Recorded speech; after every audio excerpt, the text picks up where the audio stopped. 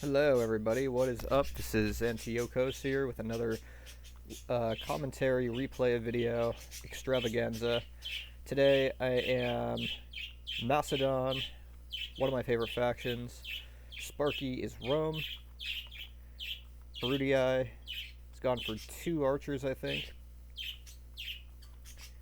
giving him 12 urbans and 6 Praetorian cavalry. I don't think he takes a legionary first cohort, just urbans. I've got 4 Cretans, 6 companions, 10 infantry. And what I want to highlight about this build is that this is a very, very old classic build taken since, forever ago in 31K. You saw it with the Greek clan a lot. They're the first ones that really, the Greeks are really the first ones that perfected all things Hellenistic factions in terms of builds, optimal upgrades, how to use the faction with other factions in team games. Really the first advanced, organized, basic plans in 31K concerning pike factions, especially in team games, hails from the Greeks. This is a very classic build here. Main advantage of it is that you have all 10 of your pikes are gold 2, which is very important because royal pikes are a little bit deficient in morale. With just a morale stat of 8. Same thing with cataphracts as well, and Cappadocian Cav. Not that I would really take Cappadocian Cav, but anyway. When you bump it up to 10 with 2 chevrons, you make it the same. You make the morale the same as like a companion or a gold Praetorian Cav. In this case, Sparky's Cav has excellent morale because it's gold 2. So now this cavalry's morale is on par with his urbans, which urbans with no chevrons have a base morale of 12, at least I believe so, which is very strong. It's second only to Spartans, which I think is up to 14. So a gold 2 to urban would be like a Spartan in terms of morale. This is like an urban, because it's gold 2, and this is like a standard, most cav is just a morale base of 10. So to make these pikes gold 2, you're giving them the same reliability before breaking as a Praetorian cavalry, which I consider pretty good.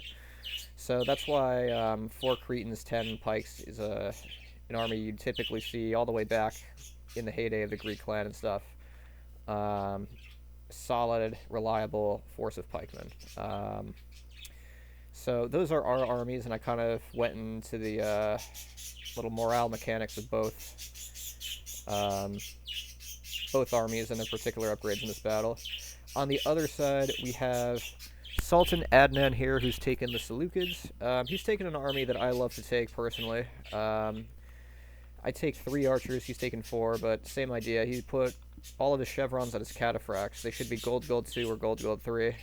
And I think his pikes are mostly going to just be gold. I see a gold 1 somewhere, I think. I think I saw 7 flags.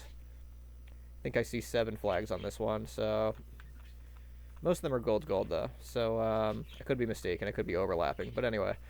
So this army, I typically would take this army mostly just against Rome. As you can see, they're going to converge on Sparky, and I want to talk about that. But typically, I just take this just versus Rome.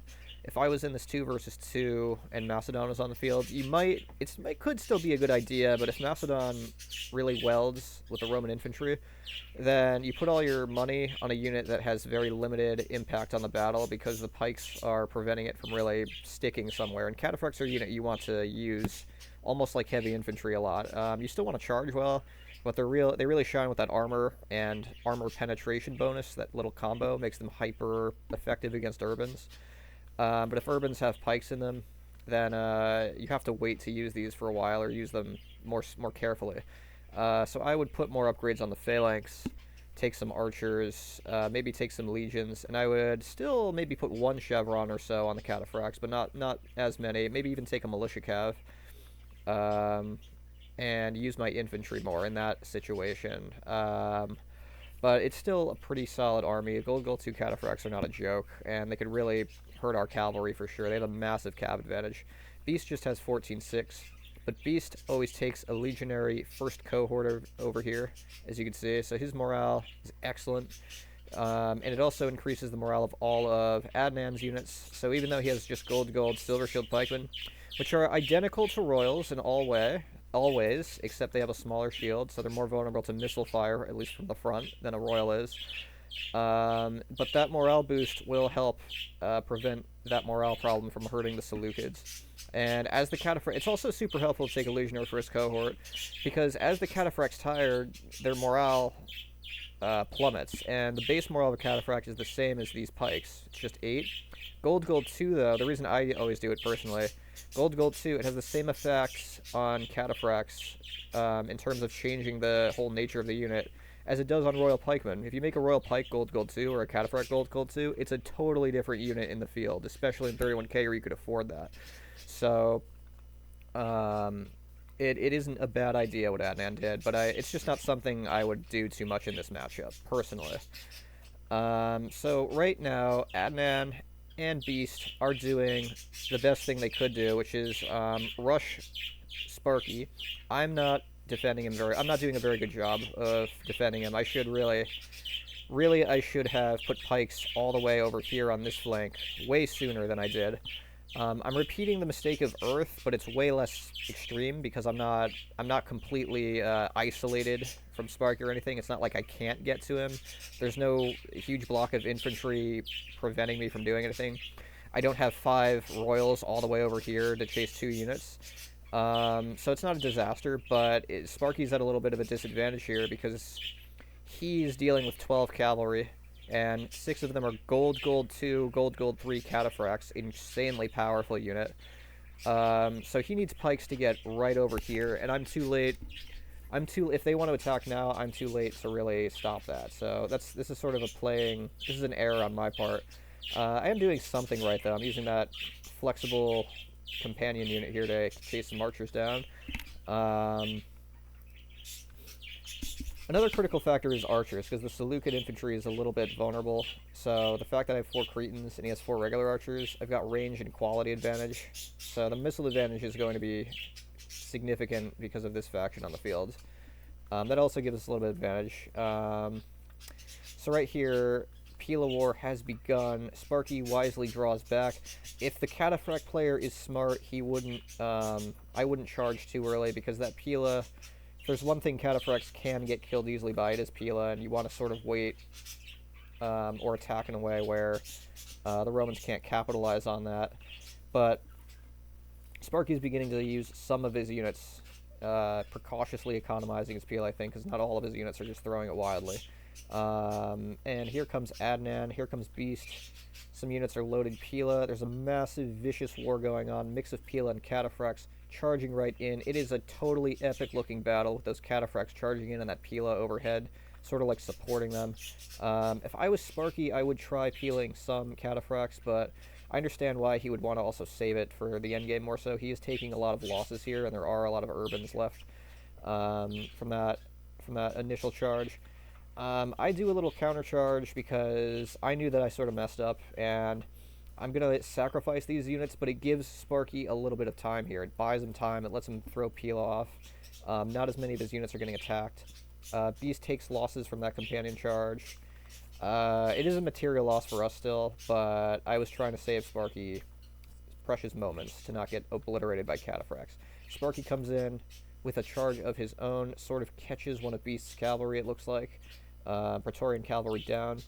Another Cataphract, I think, is bugged or something like that. I don't know if he just forgot it or if it's glitched. Sometimes units do get stuck. A Royal Pike comes in just in time and is going to try to kill that unit. I see Pila being thrown everywhere, so anything Cav on either side, very vulnerable to this Pila. It's easily could kill anything. And Adnan has taken some pretty decent losses, it seems like. I see dead Cataphracts everywhere, and I see numbers sort of going down into the 40s and the 30s even. So that's where things stand. Over on the other side, I'm beginning to wheel those Cretans around, chasing off. I don't want to spend all the game, sending my companions all the way to the red line, chasing these archers, so I'm bringing them back. It's going to take these archers longer than the companions will to come back to the battlefield, so the fact they're pushed out there, that's good enough for me. And I'm going to wheel these Cretans around after I clear the last of these archers to start shooting Adnan in the back as I engage with my vastly superior Gold 2 Royals. Remember, Adnan's infantry, for the most part, is just Gold. Some are a Gold 1, I say, but still very superior. If those Cretans can shoot him in the back, his infantry should not last very long. and I've got 3 royals starting to assist Sparky. I really should be sending more, honestly. He needs royals on this flank especially. This is I was just too late. I don't know. There was a bear in my yard in the beginning of the game. I had to say one moment, there's a bear in my yard. I threw a jar of peanut butter at the neighbors to get it away from my house. I heard screaming. I don't know. I came back to the game. I'll explain later. Those bears. That's really why I was a little late. So anyway, after I dealt with the bear, I charged my companions in here, sacrificing another 2 units just to help Sparky out. Sparky does this really good charge, very, very well landed charge right here. Series of 3 charges. This charge alone, he went through enough cataphracts, he caused a lot of damage to them. Sparky with another charge from another angle, really good penetration. He's getting right into that general right there.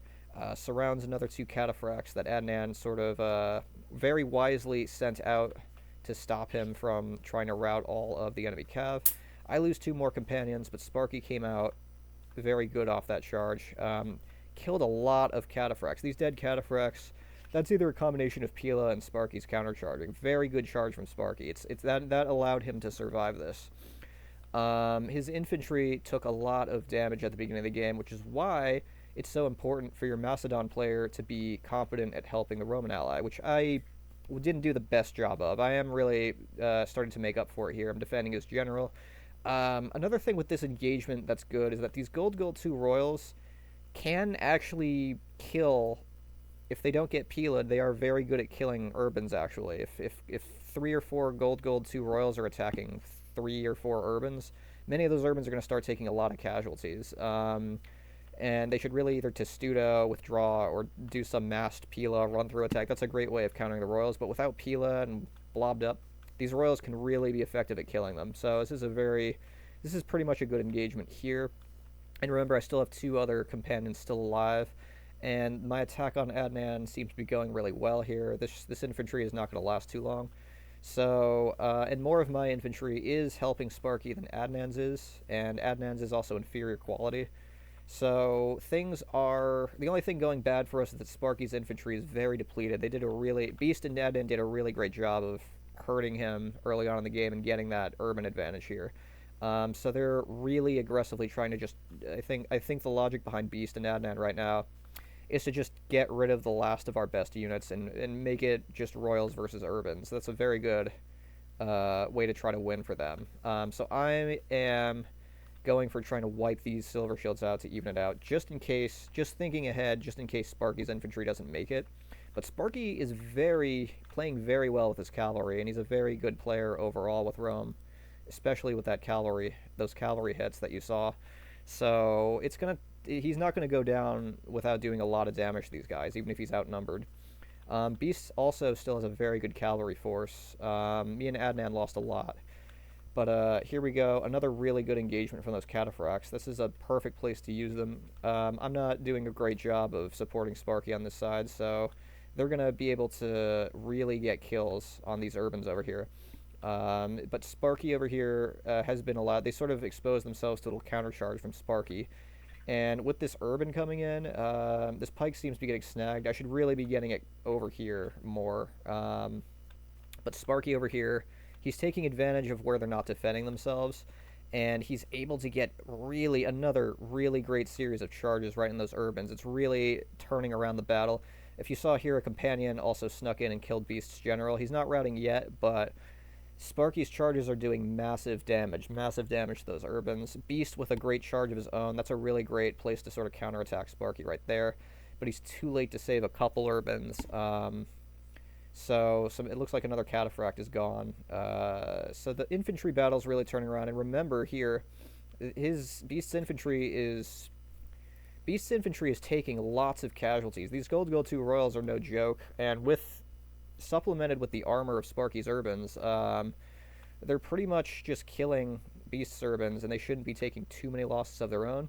We've got some silver pikes over here on the flank, which is a really great place to use them here from Adnan. Good play from Adnan. But given the nature of that unit, it's not gonna push very quickly and kill a lot from this position.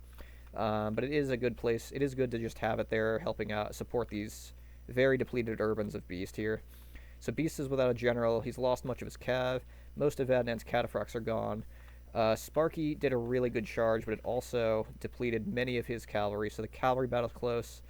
But if you look here, the infantry battle is tilted in our favor now, and it's just because I have a lot of pikes, and Beast took a lot of loss. Beast and Adnan both took a lot of losses from Sparky's charging, because Sparky didn't initiate a lot of routes from his charges, but if you saw the way he charged, they landed very well, and they just killed a lot. They caused a lot of bleeding damage of those units, of Adnan and Beast. So really well played to Sparky for those brilliant, sort of like waiting for those moments to charge really well. And we're really winning the infantry war hard here. The Cretans, it almost looks like Adnan's infantry just melted into thin air. You can see all these dead units. It was just from these archers here that got 3 archers from behind, shot them up. I took guard mode off of the Royals. Don't do that really too often. That's not your go-to move. That is a move of desperation. It can work against Silver Shield or Bronze Shield pikemen because you have a bigger shield. And if your infantry is all gold too, and all of theirs isn't, you can get away with it, but you'll take massive casualties doing it. As you can see, I don't have many Royals left in these units. Actually, well, some are pretty bad actually. So it's not really worth it. It's just if you're desperate to get them out of the way, do it. But otherwise, play the patient, boring way of doing it. Might kill more and you'll take less casualties, but mainly the archers are what also made it hugely profitable. So Adnan's infantry is gone, mostly. And Beast tries to charge my general here. His cavalry is very tired. My general's still fresh, actually, so I'd barely turned it around and he routs. Sparky charging the last of his infantry. So that's the infantry war was just won, and I attribute that really more to Sparky and his charging. He lost a lot of infantry at the beginning, but those gold 2 Royals engaging Beast and Sparky's really good counter charges really turned the battle around. And I think Adnan probably would have been better if Adnan took stronger infantry and a little. Because the counterfacts will still be good just because they're not gold 2. I mean, they'll still be. Just because they're not gold 2, it doesn't mean they won't still kill a lot of urbans. So I think, I think in this matchup, it's always better to make the Seleucid build a little more balanced than that gold 2 cataphract build, which personally I think is just a pure Seleucid versus Rome build. It's not something I'd really take against pike factions, but there's arguments for why it could work in this, but I think it's better to be more even-handed. So here's the kill stats here. Companions got pretty decent kills. This is the 2 that probably survived till the end of the game. I sacrificed the 4 others to try to give Sparky a little time to survive. Cretan archers, as you see, 1 died early on in the battle, didn't get many kills. The others, mainly the ones that went behind Adnan, really great kills. If you look at these kill stats, they mostly shot just Silver Shield pikes in the back, and it looks like they killed entire units of them on their own, so really economical use of those. Royal Pikes, obviously, fighting Silver Shield pikemen and urbans, all that battle and surviving. Predictably, very good kills from them, so went well for Macedon this battle. Sparky, I think, is the player of this battle for his charging ability. He survived losing a lot of units early on due to my negligence on his flank. So Sparky really, I think, gets most of the credit for this win. Beast and Adnan played very well, actually, as a team, because they took advantage of that. They took advantage of where Sparky was, and they did a really great job killing most of his army. They could have had a few things been different. If Sparky didn't do those charges as well as he did, they'd actually, I think, should have won. So well played to everybody, really, overall. And yeah, that's it. I just like this matchup a lot. I thought this was a cool replay. And yeah, I'll see you next time.